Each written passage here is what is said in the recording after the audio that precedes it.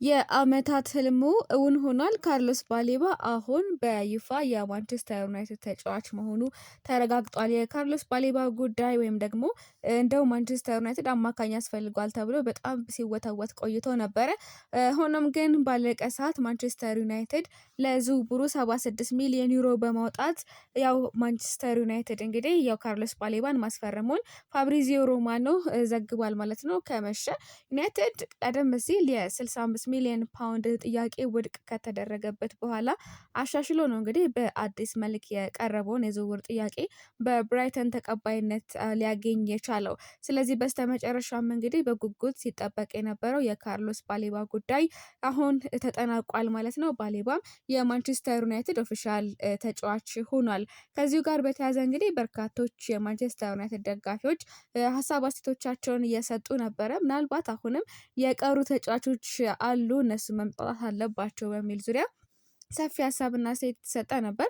እንደዚሁም ደግሞ ምናልባት አሁንም በቂ እንዳልሆነ እየገለጹ ይገኛሉ። በብዙሃን ግን ምሽት ላይ ፋብሪዚዮ ሮማኖ ይፋ ያደረገውን መረጃ በመመርኮዝ በርካቶች ደስታቸውን እየገለጹ ይገኛሉ። እናንተስ የማንቸስተር ዩናይትድ ደጋፊዎች ምን አይነት ሀሳብ አላችሁ? በዚሁ ጉዳይ በባሌባ ጉዳይ በተደጋጋሚ የተለያዩ ጉዳዮችን ስንል ነበረ። በተለይ ድጋሜ ስሙ መያያዙ እንደው ትልቅ ተስፋን ሰጥቶ ነበር ለዩናይትድ ደጋፊዎች። ምናልባት በዚህ ሂደት ትልቅ ለውጥ አምጥቷል ተብሎ ይታሰባል የባሌባ ጉዳይ። እንደዚሁም እነ ሪያን ጊግስን ጨምሮ እነ ሪዮ ፈርዲናንድን ጨምሮ ይሄንን እውነት እንደው በዚህ ደረጃ ደስተኞች ነበሩ፣ ልክ እንደ ማንኛውም እንደ ማንቸስተር ዩናይትድ ደጋፊ ማለት ነው። አሁን አማካይ ላይ ክፍተቶች ተደፍነዋል። ማንቸስተር ዩናይትድ በመሀለኛው ክፍል ላይ ያሉበት ትልቅ ክፍተቶች የተደፈኑ ይመስለኛል። ከዚህ በኋላ በቀሩት ጊዜያቶች የሚኖሩ ጉዳዮች ሊኖሩ ይችላሉ፣ በተለይ በዝውውር ሂደት ማለት ነው። ዞሮ ዞሮ ግን ባሌባን በሚመለከት ከዚህ በኋላ ህልሙ እውን የሆነለት ይመስላል።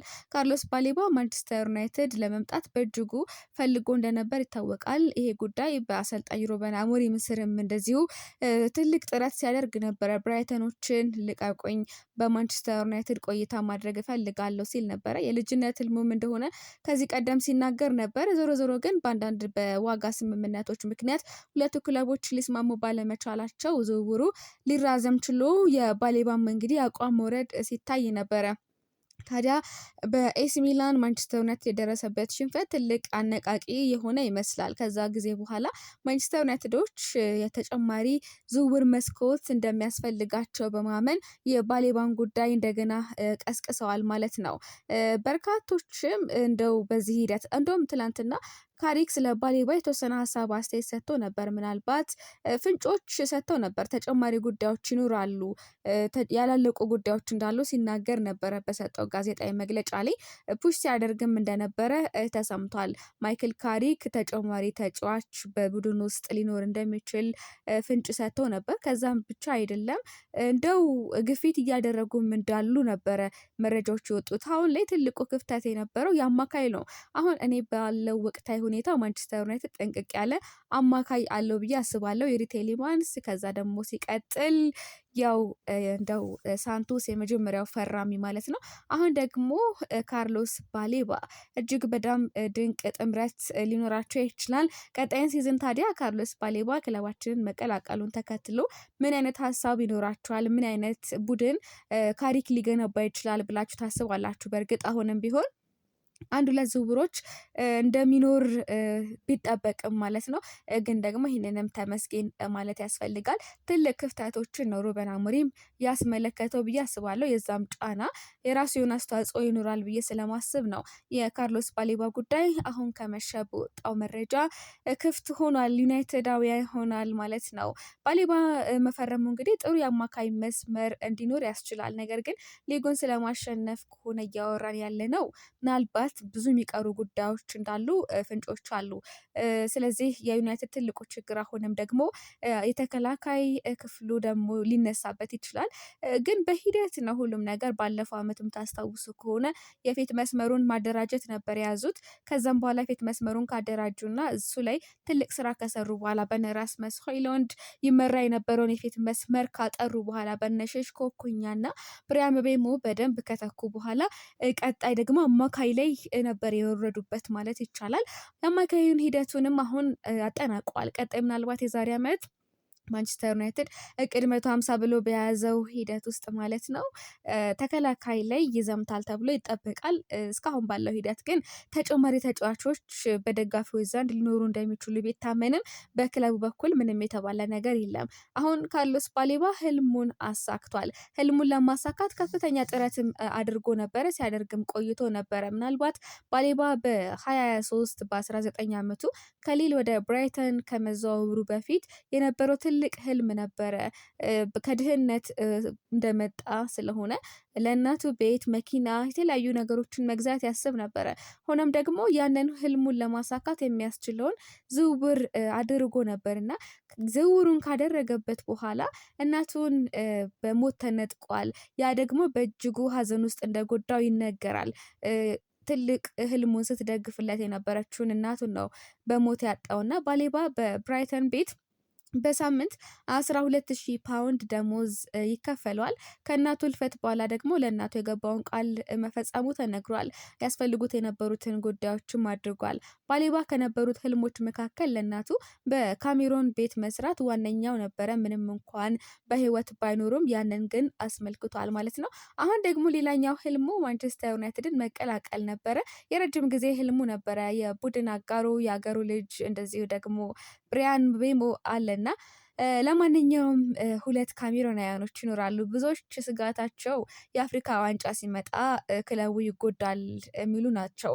ማይክል ካሪክ እንግዲህ የካርሎስ ባሌባን ብቃት እጅግ በጣም መጠቀም የሚችል ከሆነ ማንቸስተር ዩናይትድ በፕሪሚየር ሊጉ በማንም የማይበገር የመሃል ክፍል ይኖረዋል ሲል በሀገራችን እውቁ ጋዜጠኛ መንሱር አብዱል ቀኒም የራሱን ምልከታ ሰጥቶ ነበረ። እንደውም ይሄንን በተያያዘ ብዙዎች ሀሳባቸውን ተናግረዋል።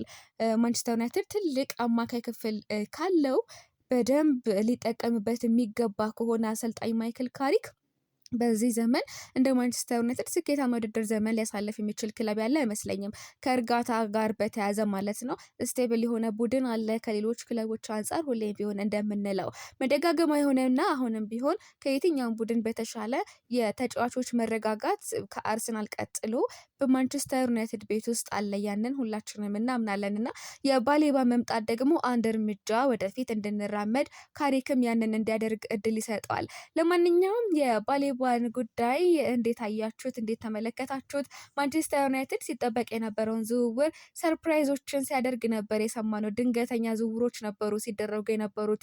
ማንን እንደሚያስፈርም ሳይታወቅ እነ ቴሌማንስ እና ሳንቶስ መፈረማቸው ይታወቃል። የባሌባ ጉዳይ ግን እጅግ በጣም መነጋገሪያ ሆኖ ነበረ።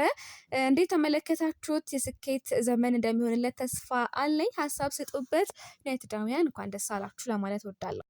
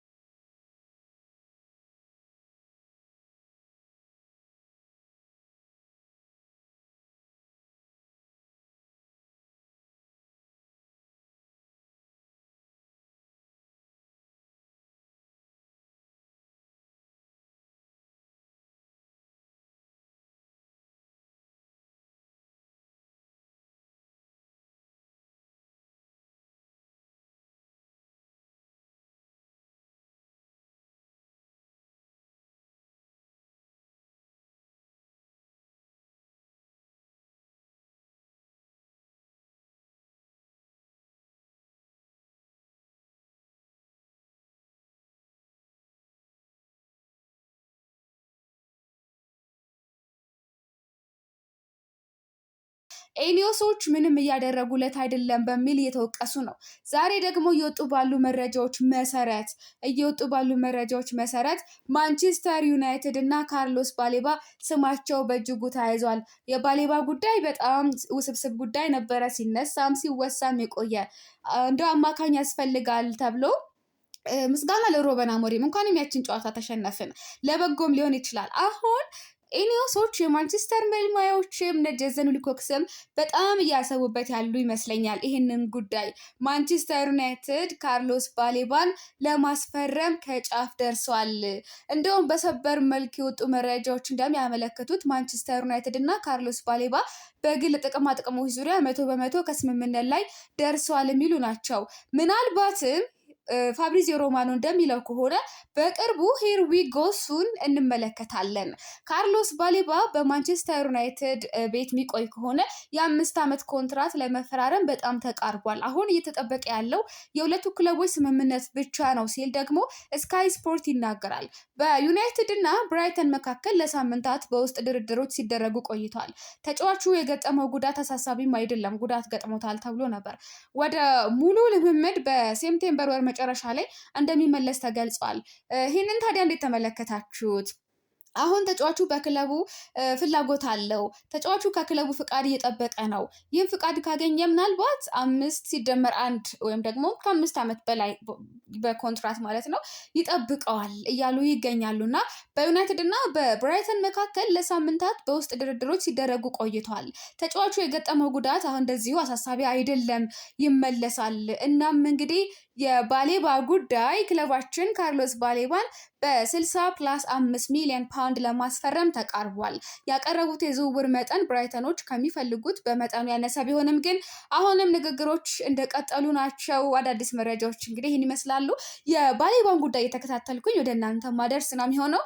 ስላደመጣችሁኝ ደስ ይለኛል። ሀሳባችሁ አይለኝ።